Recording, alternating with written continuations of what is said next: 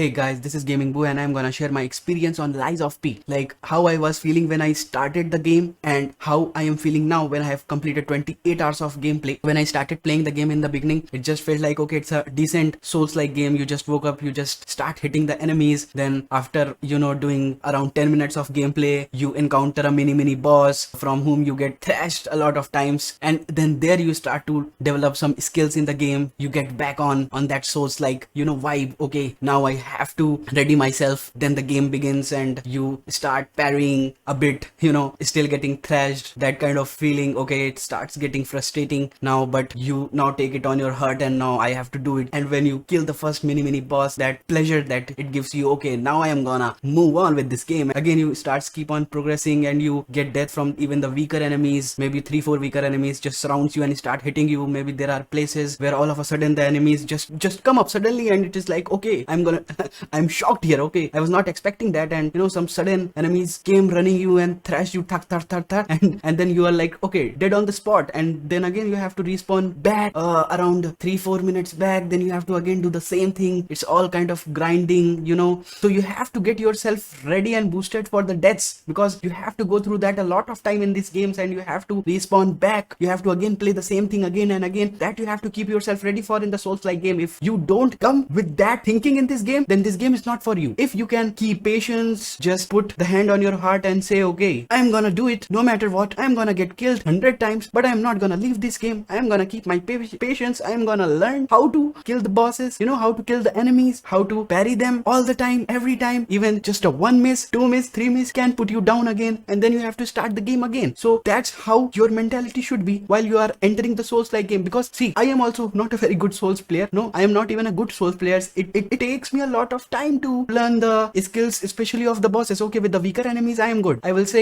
I am good with the weaker enemies. It's easy to kill them, just beating the shit out of them, just hitting 2-3 times with the weapons and they are dead. But with the hardcore enemies, with the bosses, with the mini bosses, it gets really tough. The game in the beginning, maybe the 1-2 bosses you found in the beginning, okay, they are still maybe not that tough, but as you keep on progressing the game, the third bosses, even the second boss, I would say the first boss was okay, but the third boss, they are like hell. They will make you see hell, because personally I got hit, like I got finished by them around maybe 100 times, 150 times. It's really tough. Even putting that patience in your mind sometimes doesn't help in these kind of games, because you will lose your normal, you will lose your patience there, and you will feel like, I'm not gonna play this game. I don't have the ability. Fuck this boss. This is shit, man. So it felt like that. But again, just I took a break, and then I came in, because I can't stop myself from it make me feel like, okay, if I'm not gonna kill this boss, I'm not gonna sleep well today. So I wanna kill that boss no matter what. It makes me feel that way. The Souls-like games are really addictive sometimes if you take it on your heart, and sometimes I do that. So the combat is really hard in Lies of P. It's kind of similar to that of a Sekiro, where even if you shield yourself from the enemies, you will lose some part of your health, and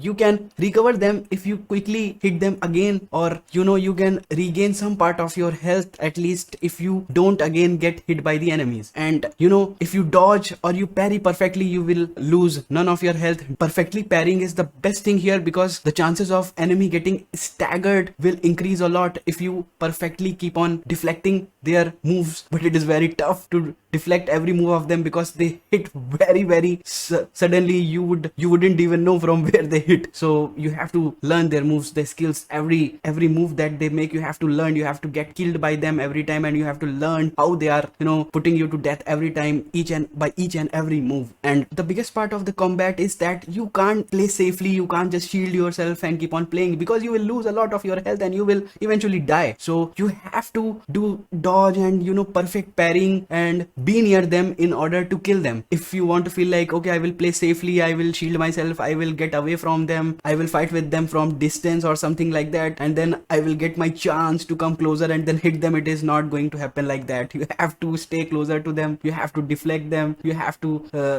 dodge by them, you have to trick them to hit them. That's the toughest part of this game, and it feels really good when you are able to do that. And after getting deaths from them a lot of time, then you are able to learn each and every move of them. them, and then you start perfectly parrying them, all of their moves, and then when you kill them, oh my god, that pleasure is more than all of the world's pleasure, man.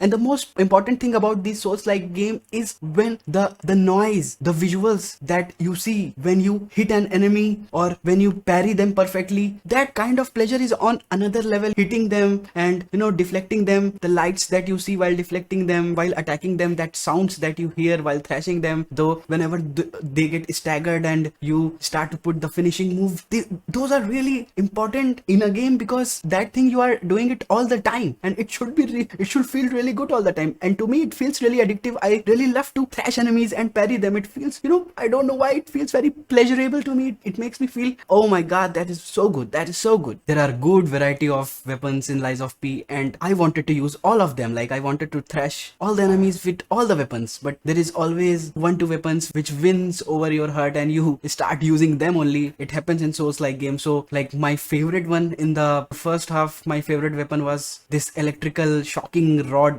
thick rod like weapon where you just hit the enemies and they get electrified. I love to watch them getting electrified, thrashing them. That was my favorite weapon. But of course I loved other weapons as well. The great sword was good. The normal sword you get at the beginning was really good. And there are a lot of other weapons. There is like Police Barton through which you can thrash your enemies. So that's a really good thing. And later on in the second half of the game, I got really more cooler weapons. Weapons from spear kind of small spear kind of a weapon which you can pierce into the enemy and they will get poisoned. So you can also do that. And there is a samurai arc kind of sword which is really cool. When you hit them, it gives you more samurai kind of feeling. And there is one of my second most favorite weapon which is like a giant saw blade from which you can thrash enemies.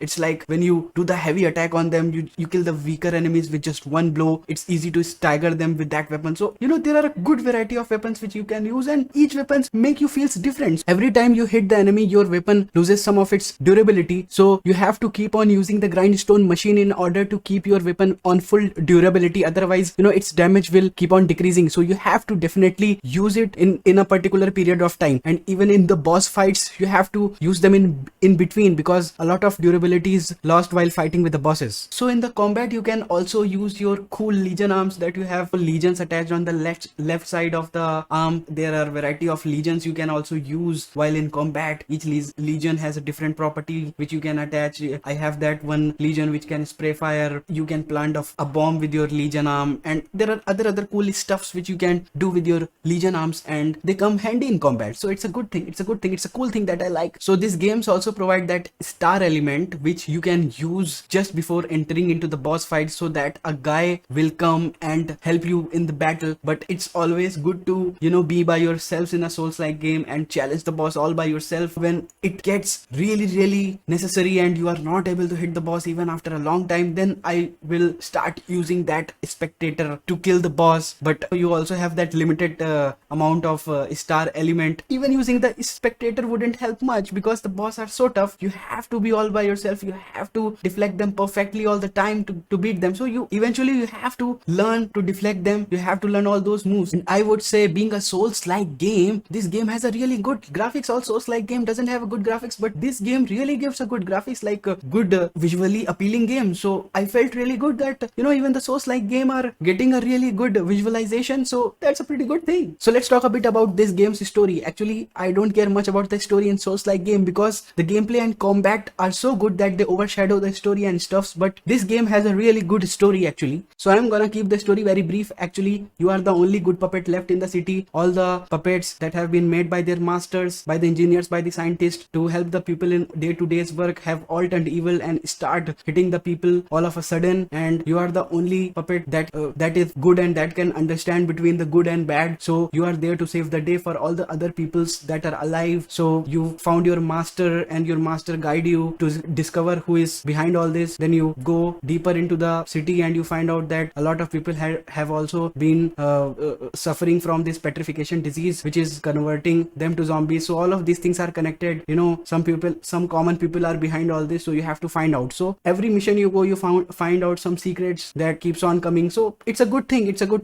I think I feel good to discover different secrets to find out what is happening. So I think it's kind of good for me, and I like the story. I'm actually liking the story. I haven't yet completed the game. So yeah, another thing that hits me really hard in this game is the really good environment that the game has provided. You know, at the first place, you enter into a, you know, Dark Knight City kind of a thing. It's ghost. It feels ghostly. The puppets feels ghostly. It gives you that dark vibes. Then after that, you enter into a factory. All the puppets have more kind of a machinery vibe, and you know, they are heavy, they are strong. And after that, you enter into the tunnel where the puppets are different now. They can poison you. The third environment really amazed me because it literally feels like you are in a Resident Evil 4 remake village, and also instead of puppets, the zombies are there as the enemies, and the whole vibe literally feels like Resident Evil 4 village. So I exactly felt like that, and Resident Evil 4 remake is one of my favorite games, and I literally felt like I am playing that game. But now the combat is Souls-like, so that makes it more amazing, and I enjoy it more. So that was a really good, you know, I would say a very star moment of the game for me, for personally for me. And even later on in the game, I discovered a really good visually appealing palace. You know, that was really cool, and the puppets in there were totally different from the other areas. That was a really cool thing. I really loved the place, I really loved the vibe, I really loved the music, I really loved the puppets there. Not in that way ki I love the puppets, I really hate them because I got killed by them a lot of times, but actually I love the vibe. So what I have generally observed that in Souls-like game, the skill tree are a bit complicated and very interesting. You have to